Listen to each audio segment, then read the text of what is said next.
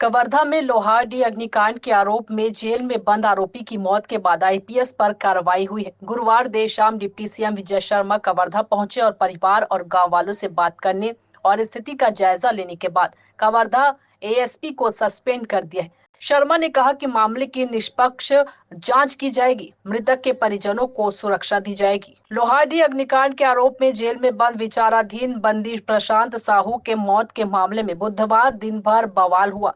कांग्रेस ने भाजपा सरकार, गृह मंत्री और पुलिस प्रशासन पर गंभीर आरोप लगाए, तो वहीं मृतक प्रशांत साहू के भाई ने पुलिस की पिटाई से मौत होने का आरोप लगाया।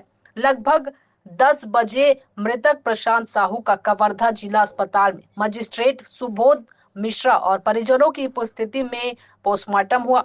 पोस्टमार्टम के बाद रातों रात शव को उसके गांव लोहारडीह भेजा गया। घटना की सूचना मिलने पर देर शाम डिप्टी सीएम विजय शर्मा कवर्धा पहुंचे और मृतक के परिजन व गांव वालों से बात की। डिप्टी सीएम ने आईजी, डीजी और जेल अधीक्षक से स्थिति में संबंध में चर्चा की।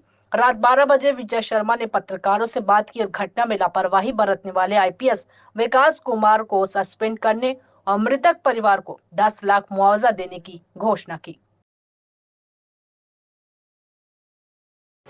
कोई संशय ही नहीं भाई, अगर कोई निर्दोष होगा तो कैसे वो अंदर रहेगा? तो छोड़ा ही जाना है, कोई बात ही नहीं। और जो दोषी होगा वो चाहे कितना भी बड़ा कोई हो, कठोर कार्यवाही होगी, उसमें भी कोई संशय नहीं। परंतु मेरा अभी आज सबसे आपके माध्यम से विभिन्न लोगों से आग्रह है कि बार बार छत्तीसगढ़ के सीने का दर्द जो बलौदा बाजार की घटना है उसको याद ना दिलाया जाए। जो षड्यंत्र करके उन लोगों ने, कांग्रेस के लोगों ने बलौदा बाजार की घटना की है, बार बार जो ये कहा जाता है और कवर्धा में आकर कहते हैं कि बलौदा बाजार करेंगे, बलौदा बाजार करेंगे। अरे एक बलौदा बाजार आपने कर लिया भाई, कांग्रेस के लोगों ने, अब और न करें। छत्तीसगढ़ के सीने में ऐसे शूल ना बनाएं, ये मेरा उनसे भी आग्रह है, सबसे आग्रह है।